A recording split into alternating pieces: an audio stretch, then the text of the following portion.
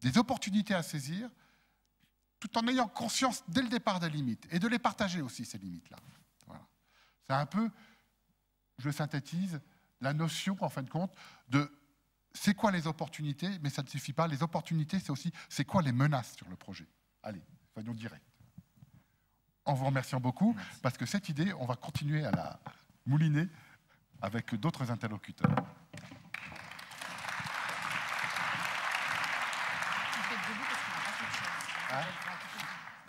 Alors, pour le deuxième table ronde, j'appelle M. Calment-Thierry, responsable du territoire OPAC 38 de l'Isère. Madame Hartmann, de la communauté urbaine du Grand Lyon. Bruno Couturier, directeur du programme renouvellement urbain La Duchère Lyon 9e. Et Monsieur le maire de Villefontaine, Monsieur Fessaguet Raymond.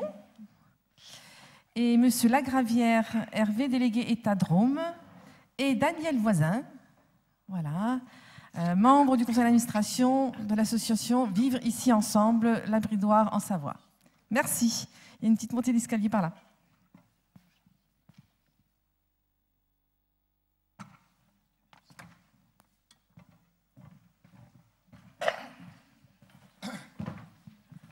Bien. Là, l'exercice de la demi-heure va être plus compliqué parce que vous avez compris qu'on est plus d'interlocuteurs. Non, non, mais je vais rester debout. Tout va bien. Non, non, mais Béatrice, reste, garde ta chaise. Voilà. Je vais me mettre en retrait. Au pire, je m'assois là. Ça va? Alors, là, un groupe d'habitants est venu voir la collectivité, a interpellé la collectivité, les décideurs de son territoire. On a envie de sauvegarder un bout de territoire, on a envie de jardiner. On voit bien qu'il y a des belles opportunités, des belles volontés autour du vivre ensemble, autour de la réserve, de la transmission des, je dirais, de l'éducation à l'environnement par rapport aux notions de développement durable, les capacités de créer des territoires de préservation de biodiversité, ou voire même au-delà de la préservation même du développement de la biodiversité, je pense.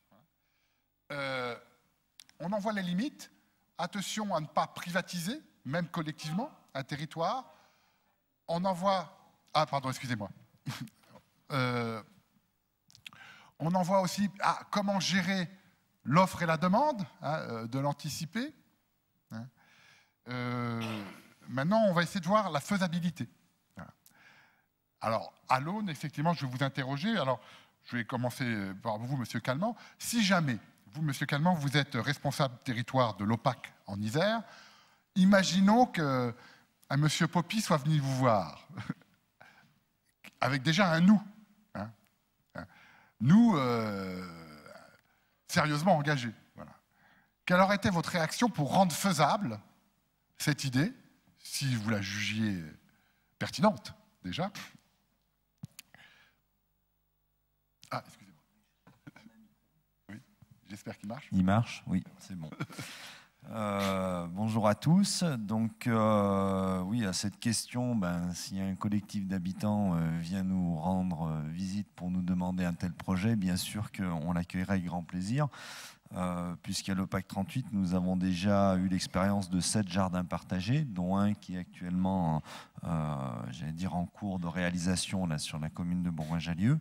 Donc c'est vraiment des projets qui, dans le cadre de notre agenda 21, l'OPAC 38, sont portés sur 2 thématiques. La thématique de l'agenda 21, c'est gérer nos espaces extérieurs. Donc j'entends la problématique de M. Poppy sur le foncier. Nous, c'est vrai que sur le Nord-Isère, c'est plutôt l'inverse. On a plutôt des endroits, des grands espaces extérieurs, des grands parcs. Et à la limite, c'est une bonne opportunité pour aménager, occuper ces espaces. Et voilà. Et j'allais même jusqu'à dire, à la limite, un espace occupé enlève des charges d'entretien sur de la collectivité. Donc voilà, et le deuxième aspect aussi qui est très intéressant pour nous, et c'est surtout celui-ci qui nous intéresse, c'est tout le principe de gérer ensemble, en fait, à travers le jardin partagé, reste vraiment pour nous un support, c'est pas tant la finalité du jardin, donc Si la finalité, après les nourricières, et que ça apporte aux habitants, ben, tant mieux, enfin, c'est tout gagnant. Mais à la base, tout ce qui est intéressant, c'est vraiment la création et l'accompagnement justement sur la création de ces jardins pour tisser le lien entre les habitants. Donc c'est une idée pour nous qui est effectivement très appréciable. Il y a quelques limites forcément, généralement à ces initiatives. Ça va être, bon, le foncier, on a vu, bon, admettons que le problème soit réglé. Il va y avoir aussi après, comme on abordait tout à l'heure, l'aménagement, donc qui investit, puisqu'il y aura le cheminement, les clôtures, l'eau, il y a des équipements au minimum, le cabanon à prévoir. Et c'est là que ça m'intéresse, c'est que au-delà des limites, vous, en fin de compte, comment vous pouvez contribuer à rendre faisable l'idée?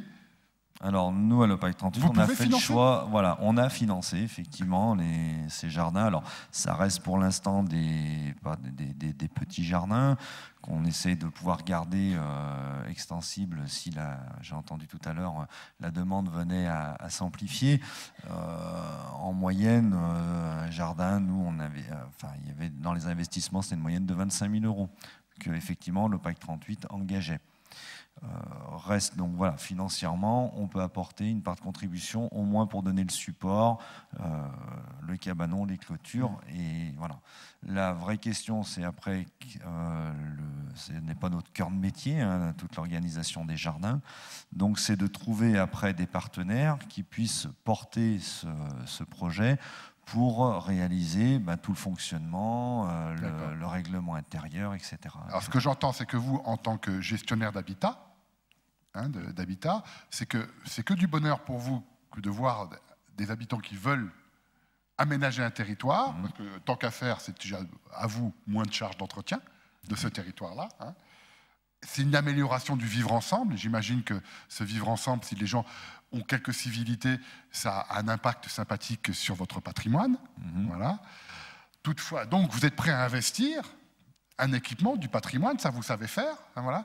Par contre, il vous faut en face des interlocuteurs qui savent s'organiser pour gérer ce patrimoine jardinier. Voilà, cet équipement. Est-ce que c'est ça? C'est exactement ça. Est-ce que je résume votre pensée? C'est exactement ça. Ok. Autre chose que vous vouliez...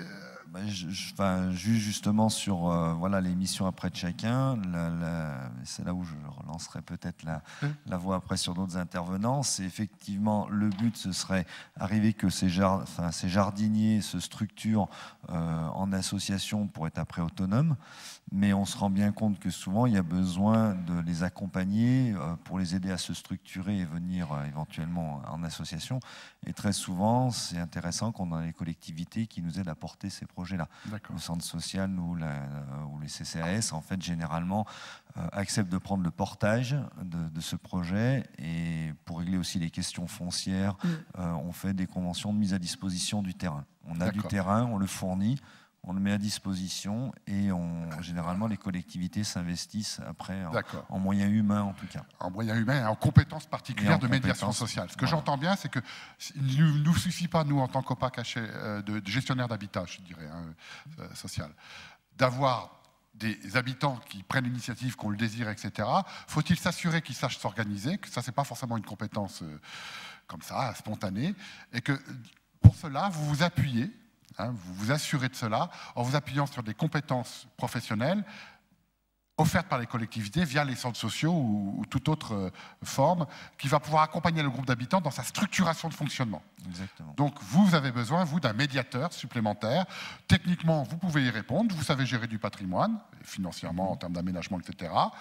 Ça vous intéresse. Mais attention, il y a des conditions, il faut s'organiser en face, et pour s'organiser, il faut apprendre à s'organiser, et vous voulez avoir des garanties que ça soit rigoureux à ce niveau-là. Et puis des moyens, enfin voilà, ça représente beaucoup de temps. Et des moyens derrière aussi, pour le donc faire. Moyens humains. Voilà, est-ce que j'ai résumé? Alors vous, excusez-moi, je vous tourne le dos, mais si jamais je vous tourne pas le dos, c'est que je tourne le dos aux auditeurs. Donc. Monsieur Couturier, vous êtes directeur du programme de renouvellement urbain de la Duchère. C'est ça? C'est cela, oui. Voilà. Si vous nous racontez 3-4 choses sur votre fonction et votre rôle, ça serait pas mal. Non, je ne vais pas vous parler de moi, je vais vous parler de la manière dont le projet de Monsieur Poppy et de l'association des Jardins du Château peut être aurait pu, s'il avait changé de colline et s'il était passé du 5e arrondissement au 9e arrondissement de Lyon, comment il aurait pu être pris en compte. Déjà, mais du coup je vais parler de la Duchère évidemment, mais donc sur la Duchère, ce projet il serait déjà rentré de plein pied dans deux des enjeux du projet, qui est à la fois la valorisation paysagère du quartier. C'est un quartier où il y a 40% d'espaces verts, et ces espaces verts n'étaient pas tous valorisés ou utilisés. Beaucoup étaient des pelouses, et souvent on a des quartiers d'habitat social qui, même si les habitants sont attachés à ces espaces ouverts et verts, leur usage est quand même souvent assez limité aux crottes de chiens, et c'est à peu près tout. Ce qui est important, mais ce qui est un peu, pour l'humain, un peu limité. Donc ça aurait rempli à cet objectif. Ça aurait aussi rempli à l'objectif de mixité sociale, ça a déjà été beaucoup dit, qui passe par tout un tas d'actions, notamment en termes de programmation d'habitat ou de développement d'autres fonctions, d'activités, etc. Mais le rôle des jardins, pour le connaître par ailleurs dans un autre quartier, remplit tout à fait cet objectif. Donc quand on a ce type de projet de renouvellement urbain, et comme dans d'autres opérations dans des centres-villes, on a des temps longs sur l'aménagement. Sur le 5e arrondissement, M. Poppy disait que c'est finalement un promoteur privé qui va réaliser un projet immobilier, mais entre-temps, ce terrain a changé de propriétaire, et que pendant ce temps-là, on aurait pu tout à fait mettre à disposition l'ensemble du terrain à cette association. Donc c'est ce qu'on a fait sur la Duchère, avec des jardins partagés sur une année. La deuxième année, le terrain étant rendu à l'aménageur pour aménager les voiries et les réseaux divers, on a organisé une autre action à la place d'un centre commercial qu'on avait démoli partiellement, avec des jardinières, puisqu'on était vraiment hors sol, pour permettre à des personnes handicapées, les personnes âgées, les enfants de la maison de l'enfance, de jardiner. Donc on avait appelé ça le plateau des éco-jardiniers. Donc on peut, je dirais, dans le temps court, le temps des habitants, parce que le projet de renouvellement urbain c'est 15 ans, le temps des habitants c'est le jour, l'année, la semaine, c'est souvent des temps très courts. Donc il faut mixer ces différents temps des différents acteurs. Autre chose, quand on n'a pas, à la différence du 5e arrondissement, un collectif d'habitants, on peut susciter les choses. Donc le rôle, effectivement, comme il a été dit par mon voisin de l'OPAC de 38, les bailleurs sociaux ont un rôle vis-à-vis de leurs locataires, d'organiser des collectifs, mais souvent c'est insuffisant. Et sur la Duchère, c'est le centre social et la régie de quartier, centre social Sauvegarde, qui a une expérience de jardins plutôt familiaux, mais qu'ils sont en train de faire évoluer pour partie en jardin partagé. C'est le centre social et la régie de quartier qui peuvent venir en appui technique pour organiser la mobilisation d'habitants.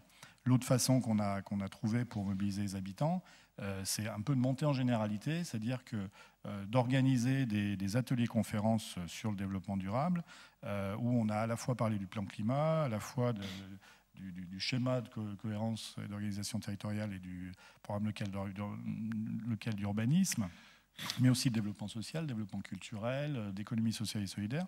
Donc pour monter en généralité, c'est aussi, pas éduquer, mais former en même temps les habitants, les techniciens et les élus à ces questions de développement durable, et démontrer que tout est dans tout. Le développement durable, c'est pas que le plan climat, mais c'est aussi le plan climat, et que la question des jardins partagés, elle fait partie des actions concrètes qui peuvent être développées. C'est aussi d'accompagner un collectif d'habitants qui voulait monter un compost.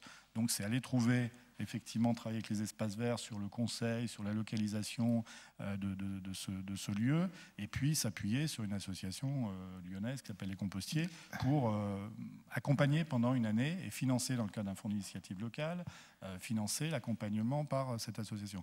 Donc c'est une série de solutions, de mise en réseau. Donc le rôle, pour parler juste de moi et finir là-dessus, le rôle de l'équipe projet, parce que je ne suis pas tout seul, c'est cette mise en réseau d'acteurs qui ne se connaissent pas forcément, d'idées de faire ou de volonté. Les services espaces verts historiquement sur le quartier et à Lyon un habitus en termes de pédagogie, d'association des scolaires sur les jardins, et donc d'aller trouver effectivement ces compétences locales, aussi bien au niveau associatif, au niveau des services, pour aider, étayer une politique plus générale de renouvellement urbain. Ok, donc ce que j'entends en tous les cas, c'est que par rapport à votre rôle de contribution à l'aménagement urbain, en lien avec les habitants, il y a, vous, une difficulté récurrente. C'est pas forcément une difficulté, c'est un exercice récurrent qui est la gestion entre le temps long des aménageurs et le temps court. Que le jardin partagé, ça reste aussi pour vous un outil, en fin de compte, de la gestion de cette récurrence entre gestion du temps long et du temps court. Entre autres, de solutions de faisabilité, vous proposez ce qui a été d'ailleurs proposé, je crois, à M. Poppy, c'est de pouvoir jardiner des espaces temporairement, le temps de l'aménagement urbain, parce que c'est vrai que sur 15 ans, on a le temps de récolter quelques pommes de terre et quelques cosmos. Ça paraît intéressant.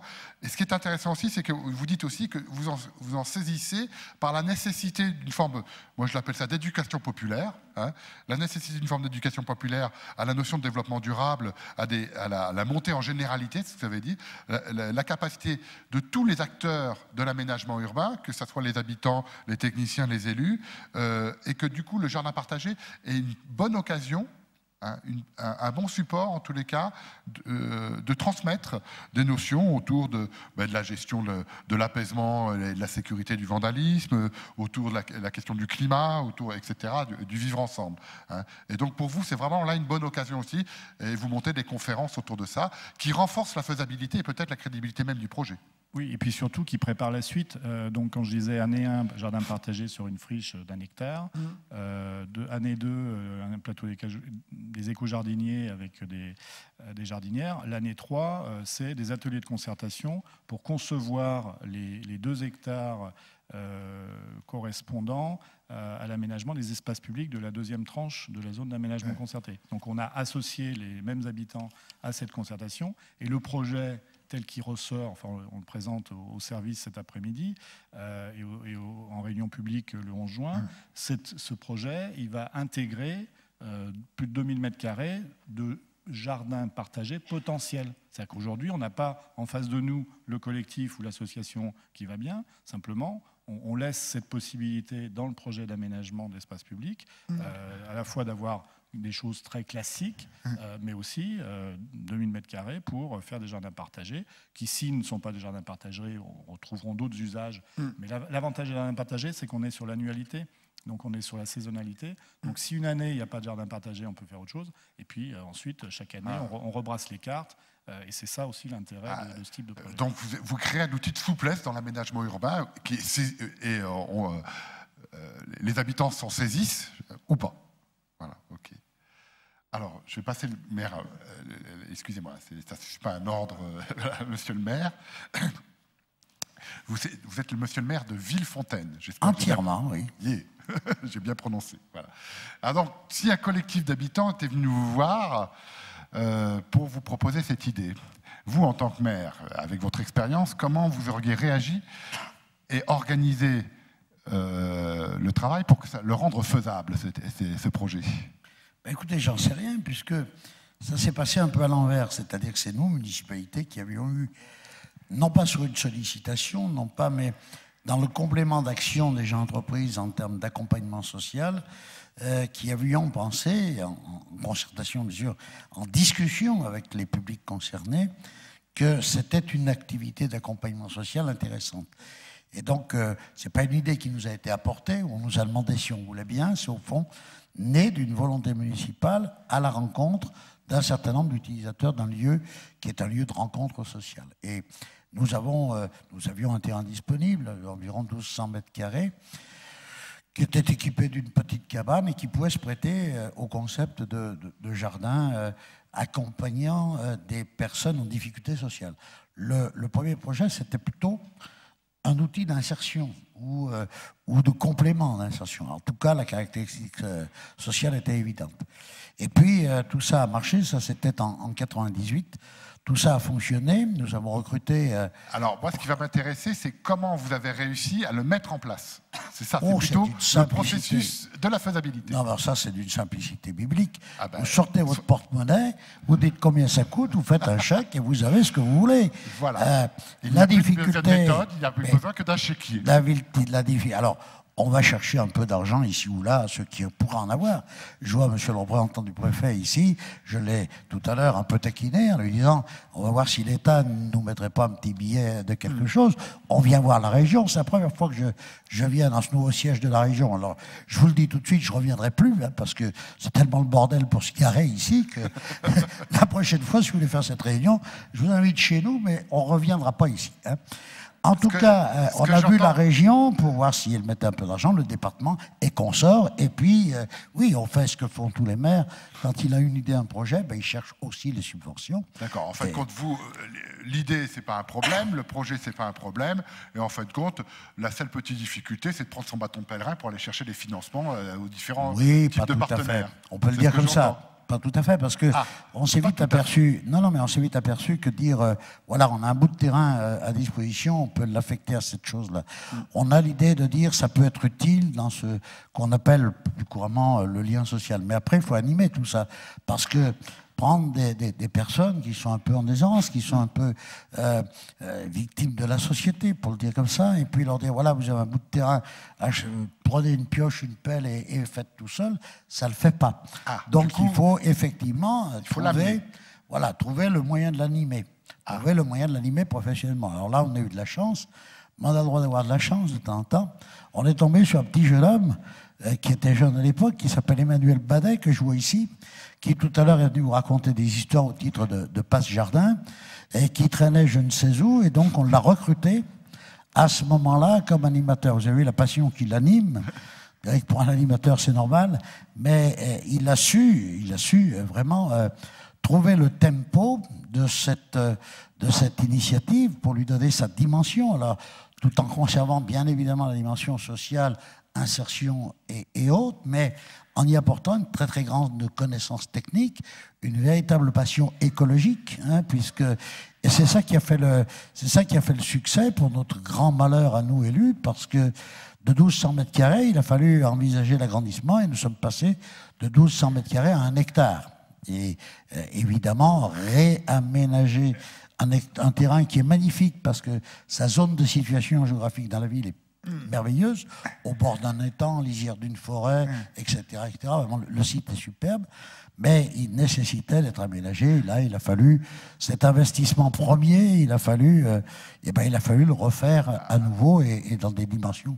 Alors, monsieur le maire, moi, je vais m'intéresser au pas tout à fait. Voilà. Parce que dans le pas tout à fait se cache peut-être le nœud de la réussite que vous venez de décrire, en fin de compte, dans le pas tout à fait. J'entends, en fin de compte, que une fois qu'il y a l'idée, une fois qu'il y a l'intention, et que la volonté est partagée par vous, l'élu et le maire, etc., certes, il faut aller chercher les financements, mais que cela exige des compétences d'animation et des compétences heureusement sérieuses d'accompagnement pour la dynamique. Voilà. Ça ne suffit pas, comme vous le disiez, de donner des pelles et des pioches à des gens pour que ça se fasse. Il faut effectivement une compétence d'accompagnement. Et c'est un peu comme M. Calment, vous, en tant que gestionnaire d'habitat, ça ne vous suffit pas d'avoir des gens qui ont envie de jardiner, faut-il encore vous assurer en face, en termes de médiation, qu'il y a une capacité d'organisation du collectif. Voilà. Là, M. le maire dit, c'est pas sur l'organisation du collectif, c'est sur la dynamique d'animation des gens, etc. Et j'entends que cette compétence-là, vous avez eu de la chance, vous dites, de l'avoir. Voilà. Quelquefois, il faut peut-être l'inventer. Il est là. Il est personnifié, là. Voilà, ok. Est-ce que je reflète bien votre propos ? J'en sais rien, parce que mon propos, il est déjà confus dans ma tête. Pensez donc que ce n'est pas vous qui allez le refléter fidèlement en 2 minutes. Non. Mais je crois qu'effectivement, ce qu'on a démontré ce matin à travers 2-3 idées, c'est au fond, autour de cette idée de jardin, qu'il soit partagé ou d'insertion ou quel qu'il soit dans ce but-là, d'abord, on trouve toujours une connotation sociale, même si parfois ou souvent on parle d'écologie ou de maîtrise des techniques.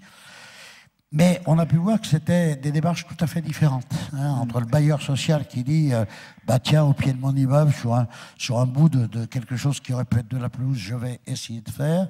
Quelqu'un qui dit bah moi, je suis en charge de faire une grande opération de rénovation urbaine et je vais réintroduire, c'est ce qu'a dit notre ami, je vais réintroduire de la verdure et puis du jardin, etc., etc. Nous qui étions partis tout à fait d'une autre approche, et tout ça poursuivant le même but, avec chacun sa propre difficulté. Et puis tout à l'heure, j'entendais un technicien des espaces verts de la ville d'Annecy, et là c'est encore une toute autre approche, parce qu'on part de l'approche technique, qu'est-ce que c'est qu'un jardin, comment on le fabrique, etc., pour aller vers une technique d'usage, avec effectivement l'animation. Donc vous voyez qu'on peut parvenir à cet objectif des jardins partagés par mille et une façons, pour peu que qui que ce soit et quelle que soit sa fonction, on en ait simplement la volonté. D'accord. Donc en fin de compte, pour vous, un des critères principaux de la faisabilité, ce que j'entends, c'est la volonté. Ceci, sans volonté et sans pognon de l'État, vous n'y arrivez pas. Mais le pognon de l'État, ça reste encore à négocier. On va passer au rôle très réducteur, je crois, mais il sera sans expliquer, de M. Lagravière, de M. Hervé Lagravière, qui est délégué du préfet il n'est pas de mon département, à la politique de la ville. Voilà.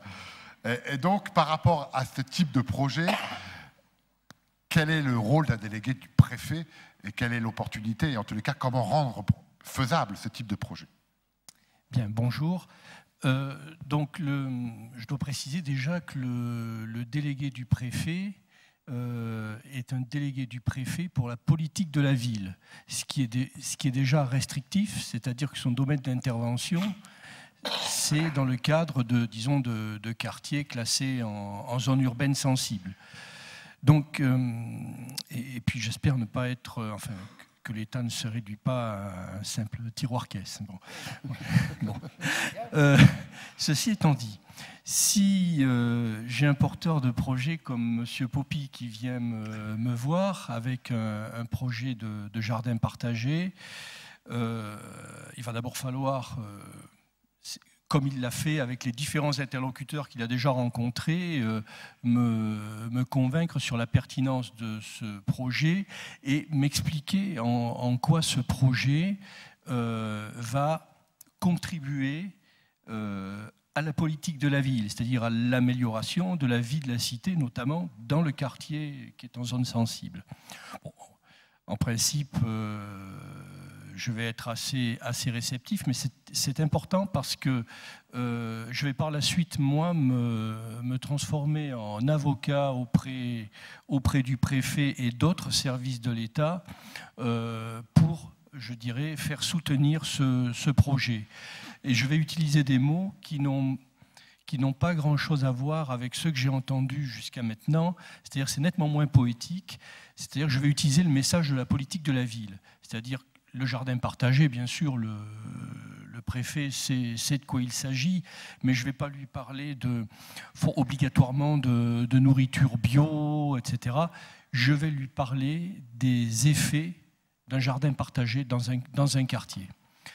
D'abord l'assurer que ce n'est pas un îlot où les gens ne sont pas ouverts sur l'extérieur. C'est un jardin partagé, un projet bien construit. C'est aussi un partenariat avec d'autres acteurs du quartier, les Maisons pour tous, les MJC, les autres associations. Ils participent à la vie du quartier. Donc ça, c'est pour, je dirais, le lien social, la vie de la cité. Mais le jardin partagé, c'est aussi facteur de citoyenneté.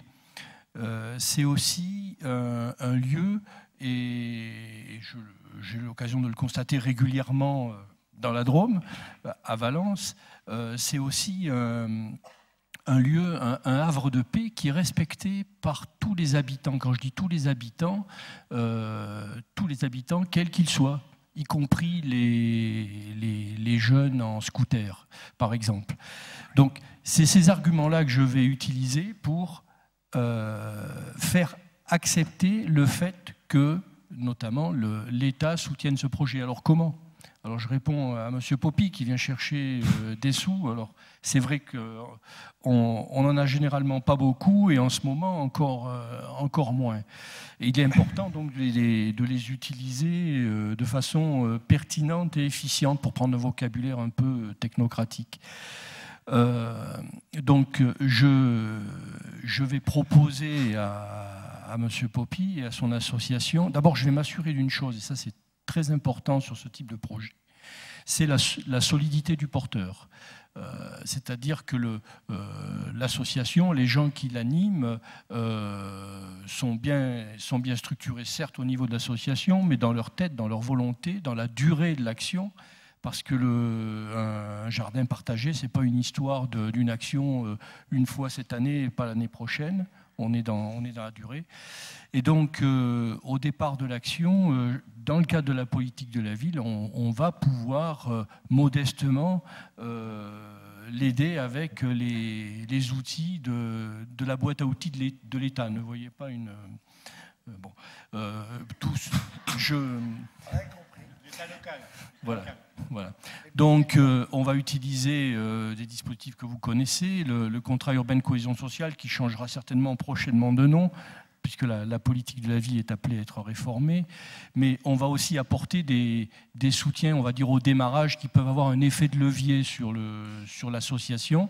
Ça peut être, l'association peut avoir besoin de compétences. Alors certes, elle va les trouver auprès des espaces verts, etc.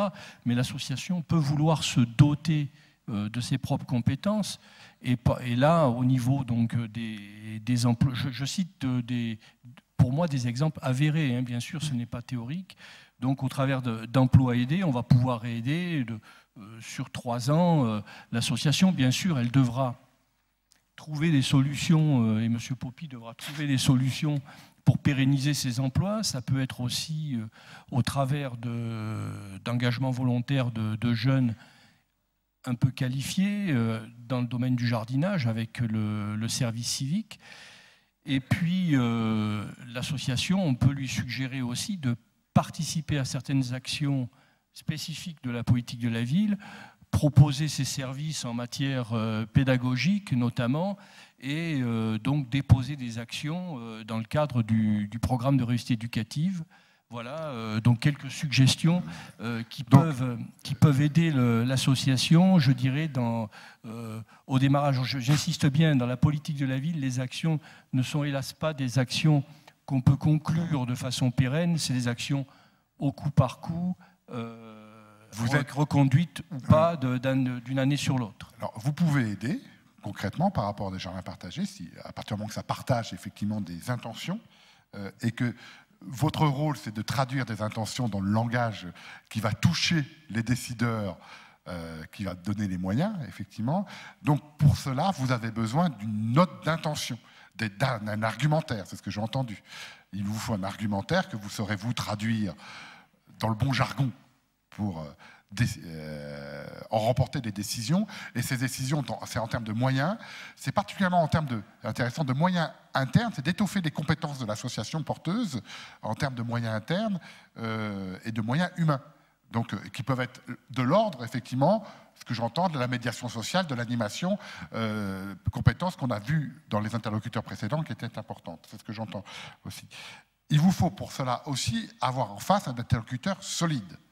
Ce que j'entendais dans la solidité, c'est qu'il y ait une projection qui soit dans la pérennité, pas une projection qui soit dans l'événementiel. C'est cela. Donc, voilà. Je dirais la qualité du porteur de l'association ou une autre forme juridique est très importante pour engager l'action de l'État, je répète, si modeste soit-elle. C'est-à-dire que, si je résume, on ne vient pas vous voir quand on a une idée, on vient vous voir quand on a une intention, et que cette intention, elle est portée structurellement par un collectif structuré qui doit parfois s'étoffer en termes de compétences, en termes de moyens, et votre soutien, principalement, d'après ce que j'ai compris, les différentes formes de soutien matériel et en moyens, c'est plutôt une aide au démarrage. Voilà. C'est l'aide les premières années, comment poser un équipement, un fonctionnement qui va durer.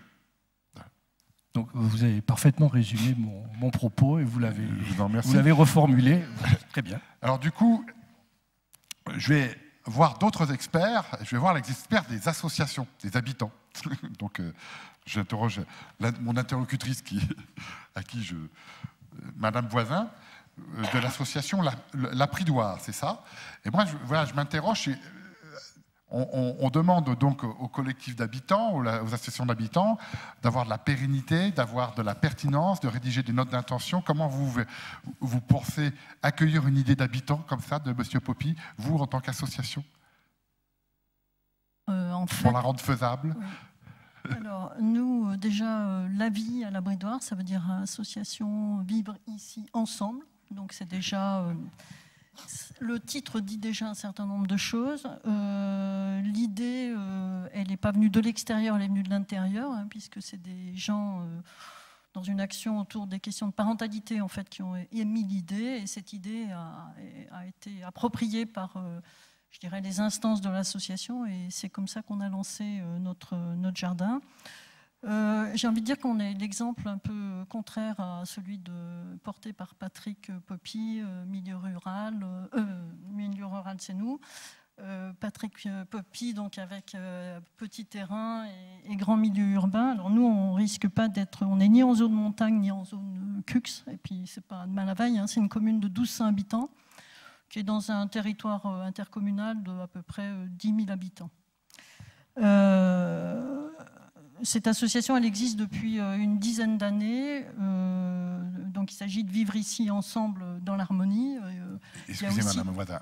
Moi, ce que je vous propose, c'est de dire, à votre avis, à partir de l'idée de M. Poppy ou même la vôtre, comment rendre faisable l'action? Ne nous racontez pas votre... J'y viens, mais je voulais simplement présenter le contexte. Donc, les bonnes conditions de départ, c'était effectivement une association impliquée enracinée dans son territoire. Ça veut dire quoi ça? Ça veut dire les gens se connaissent, les associations ont aussi du travail ensemble, les élus sont sur le terrain et sont accessibles. Voilà ce qu'on pourrait appeler une association qui s'engage dans son territoire. Une idée, bien sûr, qui émerge, une association qui a, j'ai envie de dire, les reins un peu solides. Une méthode aussi, celle du Page Jardin, tout le monde doit le savoir, ça coule de source, hein, mais c'est vrai que la méthodologie, c'est-à-dire le fruit des 15 années d'expérience sur le territoire Rhône-Alpes, c'est un élément structurant essentiel. La mobilisation des habitants, bien sûr, il faut aussi que le message passe, et donc ça demande effectivement des stratégies de communication, de passer par les réseaux. Le partenariat, moi je pense que c'était une des réactions que j'avais par rapport à l'exemple de Patrick. Il me semble que le partenariat posé d'entrée de jeu, comme c'est fait d'ailleurs selon le Page Jardin, c'est-à-dire avec le comité de pilotage qui réunit un peu les politiques et puis le porteur, le comité technique qui rassemble des partenaires et puis des organisations vivantes qui sont concernées comme les écoles, les centres de loisirs.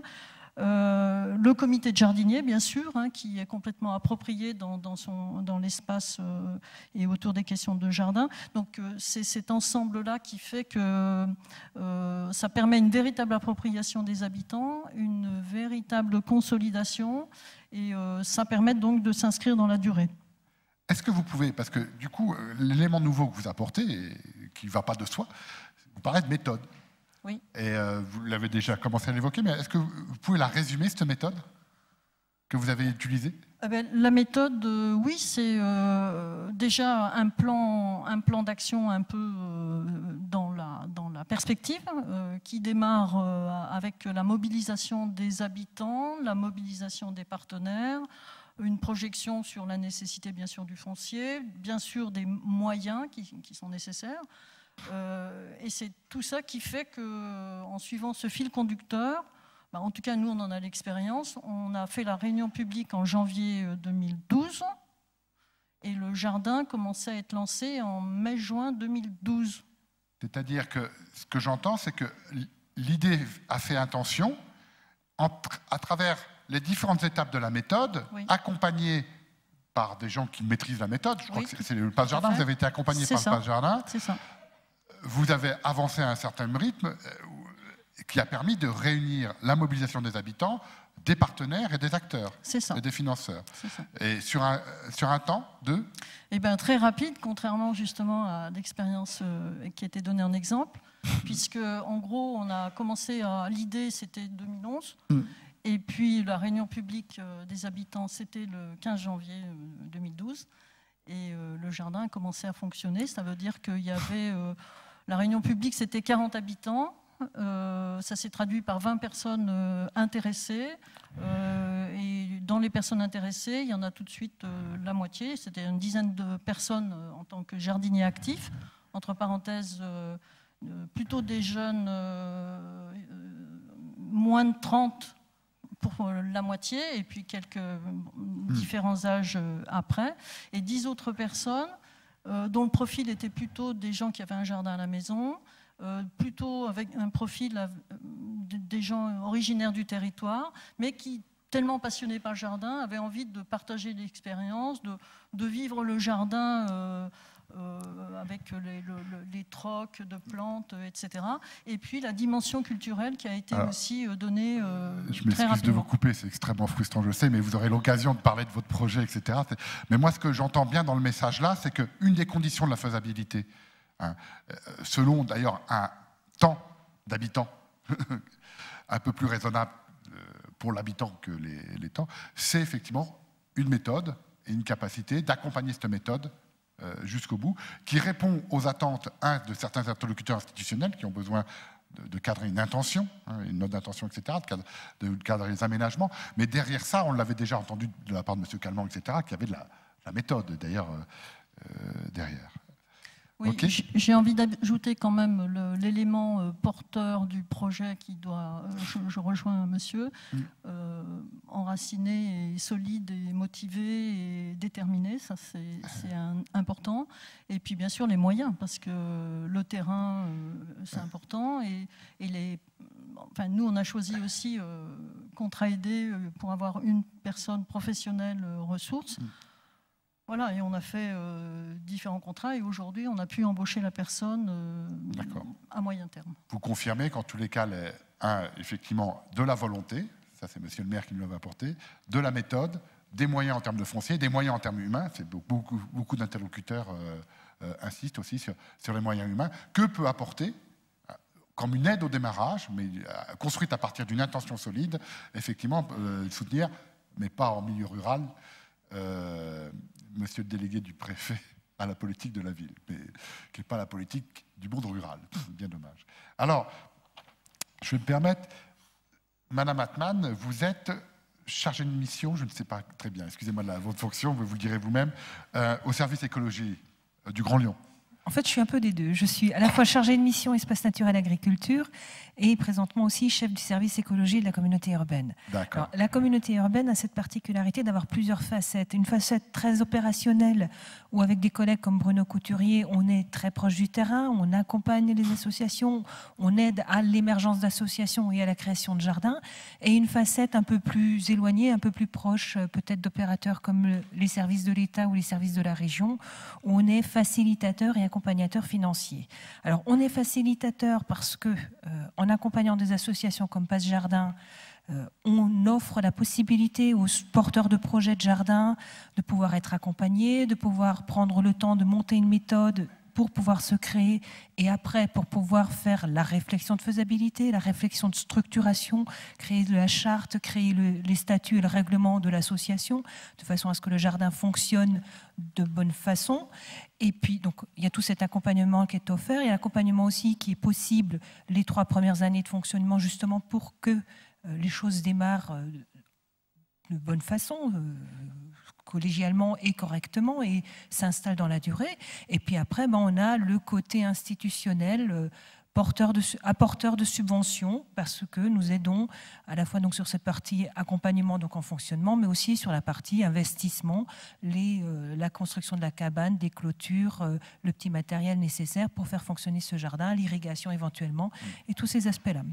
Donc effectivement, nous sommes là pour aider l'ensemble des porteurs de projets à participer à la gestion de notre trame verte sur notre territoire. Et sur plusieurs entrées. parce que, un, vous accompagnez à la méthode, c'est-à-dire que vous donnez la capacité à des porteurs de projets à avoir un accompagnement méthodologique, ce que j'entends, et vous apportez aussi, suite, j'imagine, à une première étape d'intention, la capacité d'avoir un soutien en matière matérielle et humain, en termes d'animation et compétences humaines. Tout à fait, c'est bien ça. Pour nous, l'objectif, c'est que l'ensemble de ces jardins soient déjà répartis sur tout le territoire. Donc, on accompagne différentes formes, différentes structures, différentes opportunités de création de jardins, donc aussi bien auprès de bailleurs sociaux qu'auprès d'une commune, qu'auprès de groupes de particuliers constituant une association. Donc voilà, il y a différentes opportunités, différentes façons. Et puis, on accompagne pour que ce soit dans la durée et qu'on ait vraiment ce maillage et qui perdure dans le temps. Alors, le dernier aspect aussi sur lequel nous sommes un petit peu attentifs, c'est dans la question de la pérennité, c'est aussi la pérennité de la vocation de ce foncier destiné à un jardin, et donc la réflexion au travers du document d'urbanisme principal qui est le plan local d'urbanisme et d'habitat. D'accord. Alors là, il y a peut-être un petit paradoxe. Est-ce que c'en est un ou pas? Il y a des débats d'ateliers cet après-midi. C'est que vous souhaiteriez quand même qu'il y a quelque part une pérennité du foncier, du garant de l'équipement durable. N'empêche qu'il y a aussi des propositions dans l'aménagement urbain de se dire ça vaut le coup d'avoir des jardins éphémères en perspective, en préfiguration d'un équipement urbain peut-être plus durable. Hein, puisque ça, c'était les propos donc, par rapport au renouvellement urbain. Quelquefois, il faut tester. On l'a entendu tout à l'heure. Bon, ben vous dites oui, testons, mais après, faisons durer.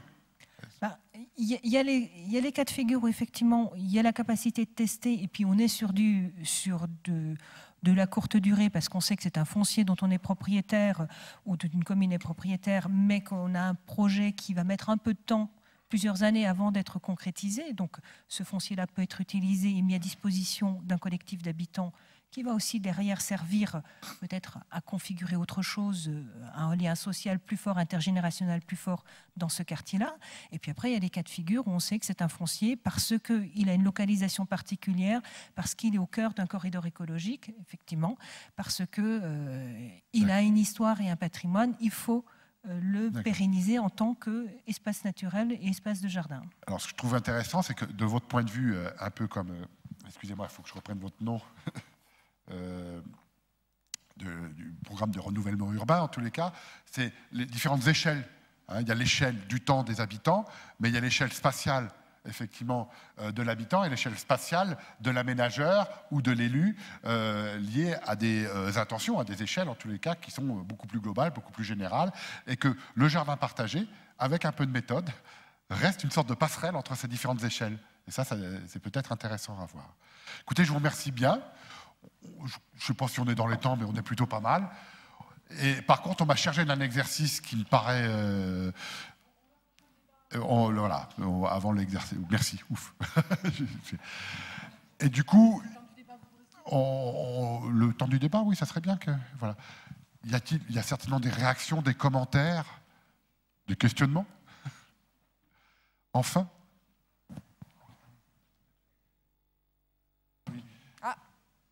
Et les gens de la première table ronde, s'ils veulent nous rejoindre sur ce banc confortable.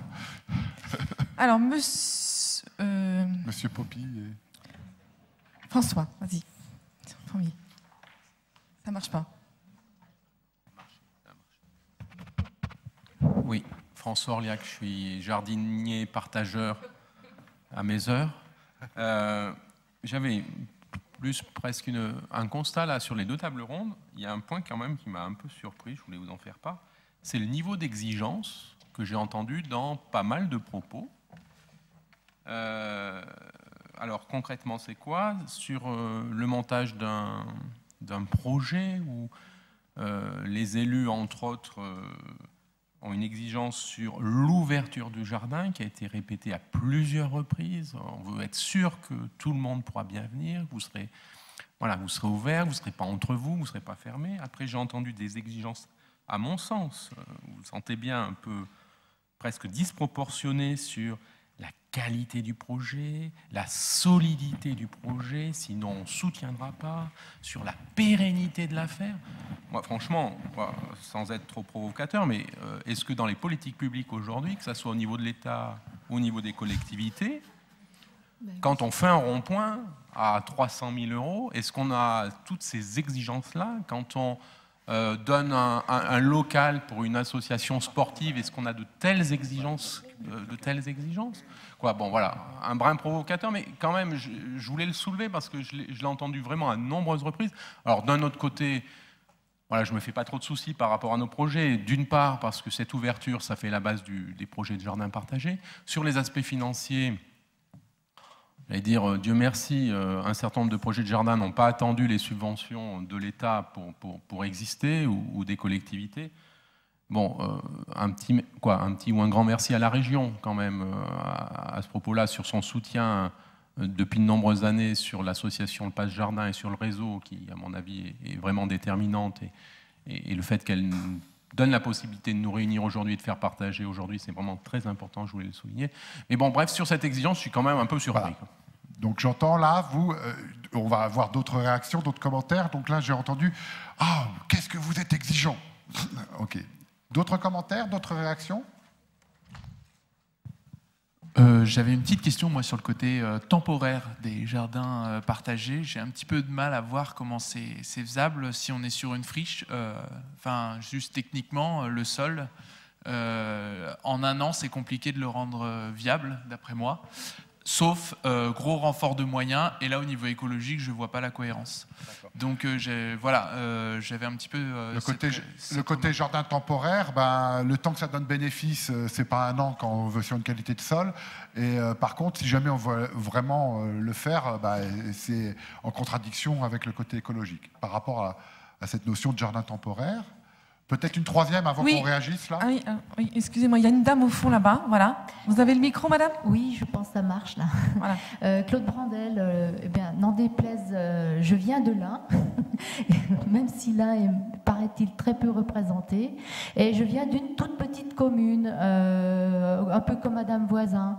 Alors, je me sentais un petit peu le jardin des champs face au jardin des villes. Et j'ai un peu de mal à y faire mon marché. Alors, moi, j'étais venue chercher de l'aide, des conseils sur une méthodologie, parce qu'on a besoin, nous, dans des petites communes, d'être d'autant plus aidés sur le plan technique qu'on n'a pas tous les services dont bénéficient les agglomérations. Et j'attends beaucoup des ateliers de cet après-midi. Votre sentiment, là, c'est que vous percevez-vous une grande différence en méthodologie entre jardin des villes et jardin des campagnes, et que là, on aurait trop promotionné les jardins des villes, c'est ce que j'entends? C'est comme si le fait d'habiter à la campagne nous dispensait de cette démarche, parce qu'on suppose que dans les villages, tout le monde a un jardin, ce qui est faux. Il y a beaucoup de maisons de village qui n'ont pas du tout de terrain, et le besoin se fait sentir quand même. Donc moi je suis maire adjoint et je représente justement un projet porté par la commune pour justement ces habitants qui ont besoin de sortir de leur maison. D'accord. Okay. Alors, il y avait... peut-être la 3, c'est déjà bien pour que je retienne dans ma petite tête, et puis on refera. Oui, d'accord, ok, vas-y. Donc, là, j'ai entendu beaucoup d'exigences. Jardin des villes, jardin des campagnes. Et c'est quoi cette histoire une contradiction autour des jardins temporaires. Ça ne rend pas tout de suite en termes d'amélioration des sols. Et si ça rend tout de suite, c'est qu'il y a un problème en termes d'impact écologique sur les sols. Des réactions chez nous? Monsieur le maire. Alors je vais réagir parce que j'aime bien réagir, d'une part. Puis surtout parce que sur la question des beaucoup d'exigences, j'ai été un peu troublé. Alors ça ne s'applique pas à nous, parce que de fait, c'est nous qui avons souhaité le faire. Donc ce que je vais vous donner comme réponse ne s'applique pas à notre cas précis. Je vais une réponse plus générale. Si des élus n'avaient pas des exigences quant à l'utilisation qu'ils font de l'argent public, j'aime autant vous dire qu'on serait drôlement dans la mouise. Et on peut constater, lorsqu'on parle de la crise en général et de la crise du surendettement, que peut-être peut-être, dans le temps passé, c'est peut-être un manque de vigilance sur l'utilisation des fonds publics qui a créé des situations comme celles que nous connaissons. Vous avez dit, on ne nous demande pas d'autorisation pour faire un rond-point de 300 000 €. Ben écoutez, si vous voulez plus de rond-point, il n'y a pas de problème, personne n'en fera plus. Hein. C'est des collectivités seront très contentes d'économiser tout le pognon qu'elles mettent dans les routes, dans les aménagements routiers, dans la sécurité routière. Ça, il n'y a pas de problème. Il suffit de le demander. Et puis, on peut mettre aussi 300 000 € dans un jardin. C'est ce que nous avons mis précisément dans le nôtre. Donc, vous voyez que de temps en temps, quand la collectivité dit « oui, quelque chose peut être utile à mes concitoyens », la collectivité et la municipalité, oui, c'est nécessaire pour tout ce qu'on a dit, la cohésion sociale, etc., etc., ça peut parfois atteindre des montants qui nécessite, oui, une rigueur de gestion et qu'on regarde ce qu'on fait de cet argent-là qu'on a mis à disposition. Il n'y a pas de rigueur du tout si celles ou ceux qui veulent faire un jardin le font sans utilisation de fonds publics. Vous mettez à disposition votre terrain, vous le bêchez vous-même sans utiliser les outils municipaux, vous l'arrosez à vos frais avec de l'eau que vous payez vous-même, et là, il n'y a pas d'exigence. C'est simplement quand on fait recours, quand on a besoin de l'argent public, qui doit être géré, et en contrepartie, qu'il y a une exigence. Alors, ce niveau d'exigence, il ne faut pas le dramatiser. Hein. Il ne faut pas le dramatiser. Qu'est-ce qu'on peut regarder qu'il y a des gens qui le fréquentent, qu'ils aient plaisir à le fréquenter, que de ce point de vue, et puis que ça dure un peu, parce que ça a été dit autrement d'une autre façon, c'est pas sur une saison qu'on fait un jardin, c'est effectivement dans la journée, parce qu'il y a d'autres plantations que les plantations de légumes, il y a un cadre environnemental, etc. Et donc, il est bien naturel qu'on veille à ce que le terrain soit aménagé durablement. Voilà. Donc voilà, moi donc je dis, nous sommes de bons garants de l'utilisation des fonds publics. Voilà, les exigences sont liées à la bonne... Monsieur Poppy, vous vouliez réagir sur quel sujet ? Sur celui-ci, parce que je pense que c'est un élément très, très important, l'exigence. Nous, notre expérience, c'est qu'il y avait des exigences de notre part déjà. C'était d'avoir un terrain. Et pour obtenir ce terrain, il y avait la nécessité d'être crédible. Et cette crédibilité, effectivement, pour l'acquérir, il faut à la fois en apporter un certain nombre de preuves dans les actes, dans les comportements, et aussi, surtout, dans la patience et la ténacité. Notre projet, nous étions une des rares associations d'avoir un projet de jardin partagé sans terrain. Entre le moment où l'association s'est créée et le moment où on a pu commencer à jardiner, il a fallu attendre 6 ans. Donc, effectivement, nous avons été exigeants vis-à-vis de nous-mêmes, mais aussi vis-à-vis de nos interlocuteurs, en leur disant « regardez ce que nous commençons à faire ». Alors, c'est vrai que sur le plan des financements, on peut entendre ce que dit monsieur le maire, on peut le comprendre, ce que va dire monsieur le délégué du préfet, mais je pense que notre exigence aussi à nous, en tant qu'association, c'est effectivement d'être, je dirais, à la fois patient, mais aussi tenace. Et ça, c'est quelque chose qui va finir par donner aussi de la crédibilité à notre projet. Sur la partie écologie, l'expérience qu'on a, c'est qu'on a eu la chance d'être 1 an sur un terrain qui était un ancien jardin. Donc la question écologique, on ne l'a pas eu de façon à traiter. Sauf qu'on a accepté le pari d'être là pendant 1 an, sachant qu'on allait déménager et qu'aujourd'hui, on a beaucoup plus de cailloux que de terre. Mais bon, voilà, on s'est remis à l'ouvrage. Et puis, sur l'aspect de l'eau, eh bien, dans notre approche de ce projet de jardin, on avait repéré qu'il y avait les chenaux du château qui nous permettaient de récupérer l'eau de pluie. Et on a acheté 3 cuves de 1000 litres et on a récupéré l'eau de pluie comme ça. Donc, c'est vrai que l'exigence, elle est aussi de notre côté. Je crois que c'est important par rapport à la crédibilité. J'entends ce que vous dites et je ne vais pas dire le contraire par rapport à nos interlocuteurs, mais ça veut dire que pour nous, pour que ce projet soit crédible, il faut aussi qu'on soit très exigeant. Débat suite dans les ateliers, je vous propose. Est-ce que, sur le temporaire, oui, je n'ai pas développé, mais effectivement, ce que vous dites est juste. Simplement, sur l'exemple de la Duchère et le jardin partagé sur une saison, c'était sur une friche pour laquelle on avait demandé au bailleur social d'apporter 40 cm de terre végétale après la démolition. Donc, il y a 40 cm de terre végétale sur 1 hectare. Donc, c'est un engagement financier pour le bailleur, je dirais, quasiment en pure perte, même si on a gardé les terres pour l'aménagement futur. Mais c'était un jardin partagé, il faut s'entendre. Il ne s'agissait pas de jardin potager, il s'agissait plutôt donc il y a eu 7 jardins confiés à différents collectifs, associations, etc., d'âges différents, etc., pour faire un concours de fleurissement. Donc c'était partagé au sens où chacun pouvait venir, mais il ne s'agissait pas effectivement d'avoir des résultats ou un retour rapide sur investissement. Mais du coup, on a fixé la règle du jeu. Il n'y avait pas non plus de fourniture, on ne fournissait pas l'eau. Donc l'eau, c'était un peu en fonction de la saison. Donc il y avait un pari sur la saison, un pari sur l'eau, etc. Donc, mais c'est plus, il faut noter plus l'idée de... mais il y a d'autres jardins partagés qui durent, d'autres jardins nomades et temporaires qui durent depuis 10 ans. Donc nous, les règles étaient fixées, on disait que c'est pour 1 an, il n'y aura pas de potager, il n'y aura pas ci, il n'y aura pas là. Donc est-ce que vous vous engagez malgré tout? Donc voilà, donc c'est effectivement, et il ne s'agissait pas d'apporter des intrants, des pesticides et des herbicides. Voilà. On passe encore aux questions là? D'autres, oui, on a encore temps de quelques commentaires, on va en prendre 2 ou 3 à la fois. Et puis il y en a une là, une ici, et après on verra. Ah, oh là là, il y a plein de mains qui se lèvent. C'est pas forcément des questions, ça peut être des commentaires. Hein. Allez, vas-y, Mathieu. Ah.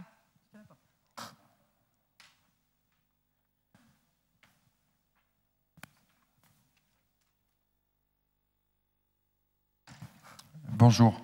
Donc Mathieu Benoît Gonin, j'accompagne des projets de jardins partagés avec ma petite entreprise qui s'appelle Jardinétique. On est à Saint-Étienne et on a entendu parler de nous, il me semble un peu, quand on parle des jardins éphémères. En fait, il y a pas mal de choses qui ont émergé à Saint-Étienne. Donc je voulais redonner des petites choses techniques simplement. On a cultivé hors sol avec de la terre qui a été ramenée, en fait, puisque en sous-sol on avait des sols très pollués.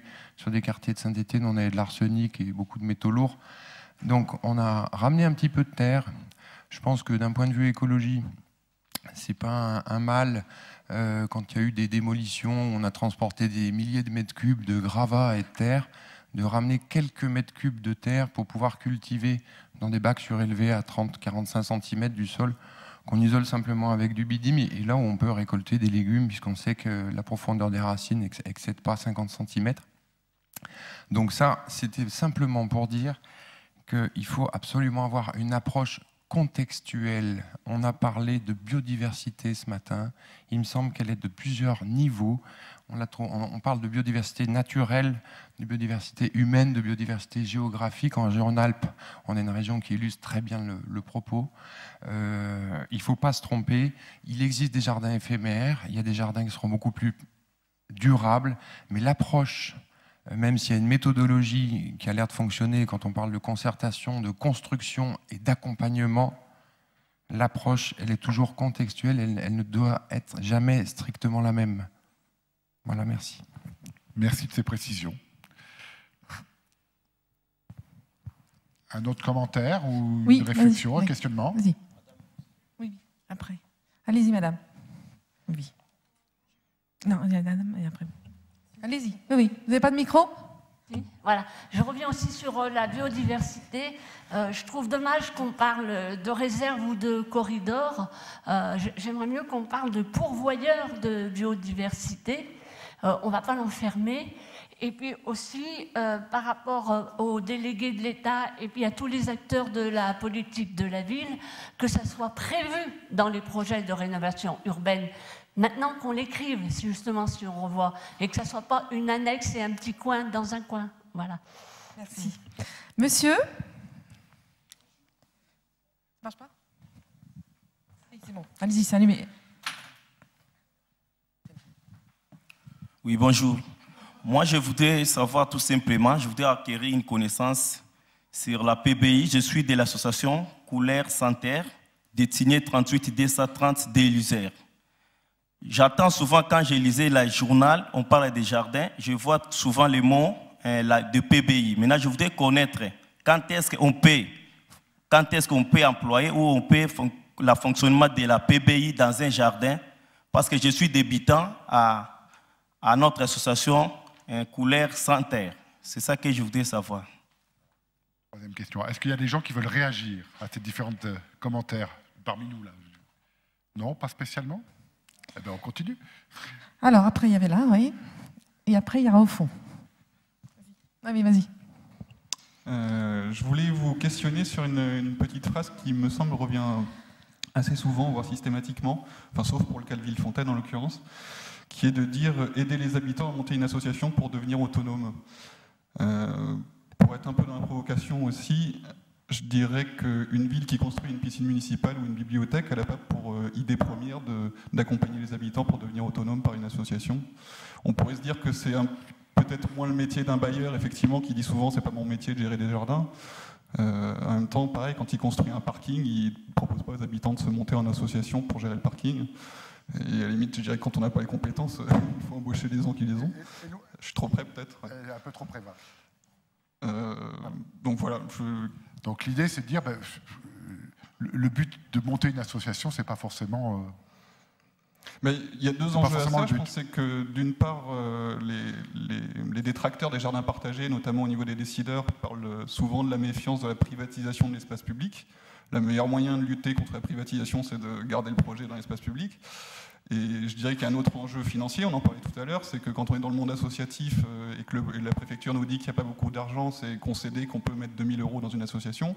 Quand on est sur des projets urbains, pas beaucoup d'argent, ça veut dire 15 millions d'euros. Donc les échelles de valeur sont différentes et peut-être qu'on pourrait plus réfléchir, être dans des projets qui restent à gestion par les collectivités territoriales, ou par des bailleurs, ou par des... D'accord. Merci. Oui, tu as le micro. Voilà, merci. Alors, oui, premier monsieur avec l'écharpe. Pardon. Oui, bonjour. Jean-Marc Priat, je travaille dans un centre social. Moi, à Mably, je voulais plutôt réagir aux propos de la personne de l'OPAC 38. Et puis, j'avais une question justement liée à ça. Déjà, moi, je ne connaissais pas la politique de l'OPAC 38 par rapport à ça, mais pour être impliqué dans un projet de jardin partagé où il y a un bailleur social, je peux vous assurer que ce n'est pas le cas partout et que l'approche des bailleurs sociaux, généralement, elle est beaucoup plus patrimoniale que sociale quand il y a un projet de rénovation urbaine. Donc je voulais juste faire la remarque et je vous en félicite, même si vous n'êtes pas décideur dans ce choix-là de l'OPAC 38. Moi, c'était justement par rapport, parce que vous avez évoqué des conventionnements, justement, donc avec les associations. Les conventions, elles sont de combien d'années ? Parce que donc, si j'ai bien compris, vous vous conventionnez directement avec les collectifs d'associations. Je suis désolé, je voulais faire partie de ce groupe cet après-midi, puis il était déjà complet, donc... Alors, je dois dire qu'on a monté des jardins partagés, sur les 7, on en a 4 qui ont été livrés en 2011, un qui se crée actuellement, donc on n'a pas pour l'instant une grande échelle, un grand recul par rapport à ces jardins. La convention, pour l'instant, elle est tacite reconduction, j'allais dire, c'est que tant que la vie s'y crée, c'est des terrains, contrairement aux problématiques qu'on a peut-être plus en ville, c'est que nous, ce n'est pas des terrains où on compte construire dessus, où on a un autre usage. Donc voilà, le terrain, nous, il est occupé, tant mieux. Donc on va reconduire les conventions le temps que ce sera nécessaire. Si demain, par contre, le jardin ne vit plus, qu'il est mis à la friche ou qu'il n'est plus à sa destination initiale, qu'il y a des dérives, j'extrapole, à ce moment-là, on pourra mettre un terme et dire ça redevient de l'espace commun et privatif au PAC 38. Donc, quand je disais tout à l'heure l'accompagnement, c'est dire que je prenais vraiment le volet, par contre, la sociale, en disant on aide les personnes, un collectif d'habitants à se constituer, parce que dans le cas qu'on avait de M. Poppy, c'est super, c'est un collectif d'habitants qui est déjà formé, qui est déjà bien constitué et qui est bien bâti. Mais souvent, en fait, la grande difficulté, déjà, c'est de mobiliser les gens, essayer de trouver des gens qui veuillent bien se constituer, déjà travailler ensemble, avoir une dynamique commune pour du jardin partagé. Et c'est justement, c'est ça, c'est essayer de créer une association pour les rendre autonomes. Et à la limite, après la convention, on la passe avec l'association et la collectivité peut se retirer. Nous, on n'a pas un but derrière de dire il faut qu'on récupère quelque chose. Voilà. Le vrai but du jardin, c'est de créer du lien social et c'est qu'ils vivent en autonomie par la suite. Nous, l'OPAC 38, on a la chance de pouvoir mettre du foncier, qui est souvent une des questions premières. dans notre choix politique, on a décidé aussi de mettre de l'investissement, donc voilà, des fonds propres pour de l'équipement. Par contre, j'en reviens sur le moyen, la mission, je ne sais plus, monsieur disait tout à l'heure, se poser la question, notre mission, voilà, effectivement, on n'est pas des jardiniers, on n'est pas des professionnels, on ne sait pas faire, donc c'est trouver après un accompagnement à côté qui puisse animer tout ça, quoi. D'où souvent les centres sociaux, principalement souvent, qui sont très intéressés de prendre ce volet-là pour travailler justement avec. On va pas lancer le débat parce que là, c'est pas possible. Ouais. Le déjeuner. J'espère que j'ai répondu à la question. Il y a encore quelques questions. On sent qu'il y a un débat autour de la nécessité de la gestion associative, jusqu'à quel niveau. Donc, il n'est pas inintéressant. Il n'a pas lieu d'ailleurs qu'en Rhône-Alpes. Oui, non, je veux juste rebondir par rapport à ça, parce que ça m'a interpellé là. En termes de collectivité, on est généralement propriétaire des terrains et on met à disposition d'habitants particuliers. Donc on ne se retire pas des projets, les collectivités, mais le but, c'est pas que les agents des villes viennent jardiner, c'est pas le principe d'un jardin partagé. Donc on se retire forcément à un moment donné. On se retrouve donc face à un groupe d'habitants, un collectif d'habitants. Il y a une question importante qui se pose, c'est une question juridique et de responsabilité. On met à disposition ou de l'espace public ou du domaine privé de la commune sur lequel des habitants viennent travailler. À un moment donné, on a besoin d'avoir une entité juridique toute simple, collectif d'habitants, association, sur lequel avec laquelle on puisse travailler. Donc il y a ce point-là. Et puis il y a 40, 50, 60 jardiniers sur un site. La collectivité qui est propriétaire du terrain n'est pas en mesure de répondre individuellement aux 40, 50, 60 jardiniers. Donc vous voyez bien qu'il y a la notion de référent qui vient là-dessus. Logiquement, on a un système d'une organisation type associative qui doit se mettre en place. Ça paraît logique. Alors il y a encore une question là-bas et puis après on arrête.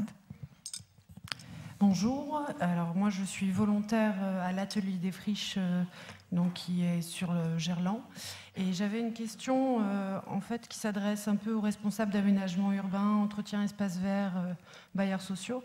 Je voulais savoir comment vous considérez des initiatives spontanées autour des espaces verts comme par exemple les incroyables comestibles qui font des tentatives avec des habitants un peu isolés et qui plantent du coup dans des espaces un peu déjà aménagés, mais du coup qui tentent d'introduire des légumes, des fleurs ou des choses qui sont à partager. Et je voulais savoir s'il y avait des gens qui avaient des expériences de cette étape à comment est-ce qu'on peut arriver à s'associer un peu plus naturellement pour arriver à des jardins partagés.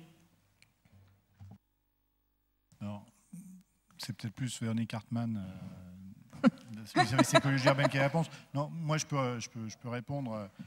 Cette initiative, pour moi, elle pose. Il n'y a qu'une question, c'est la question de la sécurité sanitaire. C'est-à-dire que, et c'est une des questions d'ailleurs qui se pose sur les questions des friches qu'on aménage pour une année. Donc effectivement, la solution du jardin hors sol, elle permet de contrôler ce qu'on a comme terre et donc la question des métaux lourds, l'arsenic, etc., qui peut poser problème. En même temps, tous les jours, des millions de consommateurs consomment des légumes qui ont vraisemblablement des métaux lourds et de l'arsenic. Simplement, on ne le sait pas. Mais à partir du moment où il y a cette initiative dans les rues de fournir, si je comprends bien le projet incroyable comestible, de mettre à disposition de tout un chacun des légumes qui sont plantés, je dirais, sur l'espace public, que ce soit des espaces verts ou des bouts de terrain qu'on a récupérés, peut se poser la question effectivement du sol et puis la question de gens qui pourraient venir saboter, c'est-à-dire venir polluer volontairement les légumes et que des gens s'empoisonnent. Moi, c'est la seule question que ça me pose. Pour le reste, c'est nos problèmes. Les gens qui font des bombes de graines, pour moi, ce n'est pas un problème non plus, dès lors qu'effectivement, ils investissent des espaces qui sont non aménagés, non entretenus, non gérés, non paysagés. Donc tout ça, ça participe du même mouvement de renaturation en ville. Alors ça ne répond pas, et ce n'est pas la préoccupation effectivement des jardins partagés à la campagne, parce que la nature à la campagne, en général, elle existe. Mais en ville, c'est un vrai enjeu. Et donc toute initiative, de mon point de vue, à la fois de techniciens et de citoyens, elle est bienvenue. Donc, s'il faut compléter, c'est vrai que ce qui nous préoccupe particulièrement dans ce type d'initiative, c'est le bon respect d'autrui aussi. C'est-à-dire que c'est vrai que, comme disait Bruno, tant que ces initiatives se passent sur des espaces qui ne sont pas gérés aujourd'hui, ça ne pose aucun problème, sous réserve effectivement des questions de responsabilité, de sécurité sanitaire notamment. C'est un peu plus complexe et compliqué quand ces initiatives vont à l'encontre du travail que font quotidiennement l'ensemble des jardiniers, des services espaces verts de l'ensemble des villes. Là, les cohabitations sont plus délicates. À partir du moment où les choses se font en bonne entente et en respect réciproque, je ne vois pas pourquoi ça poserait problème. On va pas, je m'en excuse, ça va être frustrant, mais il faut passer à la synthèse. Donc je frustre, mais il y a les ateliers quand même, et puis j'espère qu'à déjeuner. Moi d'abord, j'aimerais vous remercier parce que vous êtes là depuis 9h15. Sans pause. Sans pause. Bel exploit d'attention et d'audition. J'espère que vous n'êtes pas trop enquiquinés. On a réussi, et je remercie quand même les intervenants aussi, je pense à faire passer le message que Jardin partagé, ça s'intéresse à beaucoup d'échelles. Des intervenants, donc je vous remercie. Et on m'a demandé de faire une synthèse à chaud après cette affaire. Alors je vais vous essayer de vous faire une synthèse à chaud de la table ronde. Je vais pour vous faire. On commençait, oui, je ne vais pas le dire d'ici en fait. On a commencé quand même, juste pour vous rappeler que d'une idée. Bon, c'était l'exemple, c'était celle de M. Poppy. Il y a des tas d'autres idées. Il y a eu des idées qui ont été portées par des collectivités territoriales, des idées qui ont été portées par des techniciens. On sent bien qu'une première étape, si on fait une première étape, c'est que, en fin de compte, la première opportunité pour qu'une idée germe, devienne une petite utopie, c'est qu'elle soit à plusieurs. Donc le fameux passer du jeu au nous, et que le jeu, s'il n'est que exactement dans la même sphère, c'est un jeu à nous un peu tronqué. Il va falloir que ce nous soit dans plusieurs sphères. Et pour qu'il soit dans plusieurs sphères, il va falloir vérifier que votre idée puisse s'associer à d'autres idées. Et en fin de compte, on s'aperçoit bien que le jardin partagé, ce n'est pas une idée, c'est une sorte d'urne à plusieurs idées. Et de voir comment ça peut correspondre. Alors correspondre spatialement, pas évident, qu'on soit à la campagne ou qu'on soit à la ville. Effectivement, l'accès à l'espace n'est pas le même, n'est pas la même stratégie. Mais en tous les cas, pour construire le premier élément de la faisabilité d'un projet, qui est la volonté, il faut que cette volonté soit partagée. Et pour ça, là, il y a de la méthode. La première méthode, c'est de créer, que j'ai entendu le Place Jardin, créer des comités de pilotage. Des comités, alors effectivement, en tous les cas, au niveau du réseau du jardin dans tous ses états, du réseau des jardins partagés au niveau national, on a tous la même méthode, on n'a pas réinventé, etc. On passe par là. Tu as une idée, toi tout seul, toi avec quelques-uns, vérifie si elle est partagée avec tes voisins et dans d'autres sphères de la décision de l'intérêt général. Quand je dis d'autres sphères, c'est que si vous êtes élu, allez voir les habitants. Allez voir vos techniciens. Si vous êtes technicien, que ce soit du social ou de l'aménagement urbain, ou de la politique de la ville, ou de la santé, etc., allez voir ailleurs. Pas uniquement pour aller chercher des financements, mais pour construire une volonté commune. Et opportune en fonction du contexte. Parce qu'effectivement, il va commencer à poser un diagnostic. On va passer de l'idée à l'intention, de l'intention au projet, en posant un diagnostic qui va poser les volontés, l'environnement de l'idée.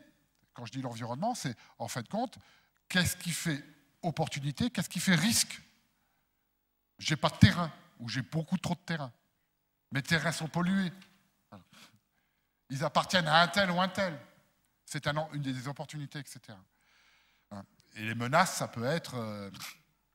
mais il y a une autoroute qui doit passer par là. Ça peut être une menace. Et puis, il va falloir aussi mesurer vos moyens. Et je dis vos moyens, c'est en comité de pilotage. Donc ça fait partie du diagnostic. Mesurer les moyens, c'est effectivement, y a-t-il les compétences? J'ai ou j'ai pas les compétences? J'ai ou j'ai pas un terrain? Et les compétences, elles sont multiples, ce qui rajoute à la complexité. Et du coup, ça contraint, quelque part, ça dirige effectivement vers des projets partenariaux. Ça dirige non seulement les associations par être solides en termes de compétences et en termes de volonté, donc à être tenaces, voilà, mais ça dirige aussi les différentes structures qui peuvent soutenir ou être à l'initiative, j'entends que ce soit des bailleurs ou des collectivités territoriales, à mettre en place réellement des démarches partenariales et transversales, des politiques transversales. Faire bosser des services espaces verts avec les services du CCAS, mais je regrette, il y a 10 ans, il y a 20 ans, on était des martiens quand nous, les acteurs du jardin partagé, on allait les voir. Ça pose aussi la question, et là il y aura un beau débat, qui a été lancé ici, de dire, mais est-ce qu'en fin de compte, si le jardin partagé est un espace public, est-ce que, en fin de compte, l'association, il y a une délégation totale vers l'association de l'animation et la gestion? C'est ce que j'ai entendu. Ce que je partage aussi, moi, en tant que consultant, la mise en place d'accompagnement. Il n'est pas complètement illégitime que la ville de Nantes, que la ville de Toulouse, pensent que ces parcs publics doivent être ouverts à tous. Et il n'est pas complètement déraisonnable que la ville de Nantes, que la ville de Toulouse, que la ville de Cugnot, que la ville du Haillan pensent que dans ces parcs publics, les habitants, qui le désirent, puissent jardiner. Ça reste des parcs publics ouverts à tous. Donc, est-ce que c'est une délégation totale de gestion ou une délégation partielle? La question, elle est là. Est-ce que c'est un équipement public ou pas? Bien sûr, comme le disait monsieur le maire, un jardin partagé peut être un équipement partagé, simplement partagé entre des habitants. C'est leur affaire. Voilà. Mais s'ils le partagent avec la collectivité territoriale, effectivement, on n'est pas à la même échelle de décision. Et donc, il va falloir, comme le disait techniquement à Saint-Étienne, contextualiser, jardin éphémère, pas éphémère, contextualiser les enjeux politiques. Donc, vous voyez bien le cursus. On devient idée que si on partage, et on devient intention, et on devient projet, effectivement, quand on arrive à multiplier les partenariats et à être très précis sur le diagnostic. Et ça, et je l'ai entendu de la part des acteurs, de tous les acteurs, effectivement, que les agents de la collectivité territoriale ont fortement l'habitude de méthodologie. Ils ont tous des méthodologies. Je vous dirais, les urbanistes, ça passe par APS, APD, réception de travaux, etc., qui ne parlent pas du tout à vous, habitants. Et le Passe Jardin a inventé une autre méthodologie que je ne connais pas par cœur, mais qui doit ressembler à celle, je pense, que nous, acteurs, et puisque nous sommes des collègues du jardin partagé, au niveau national, mettons en place. Un projet n'est valable que si on a posé un diagnostic partagé. Et c'est en cela que, à notre sens, les jardins partagés sont des jardins conçus, aménagés et gérés avec les usagers, et que les usagers ne sont pas simplement les jardiniers, mais bien au-delà, aussi les collectivités territoriales et les bailleurs. Voilà. Est-ce que j'ai synthétisé? Très bien, Éric, merci. Voilà, merci bien.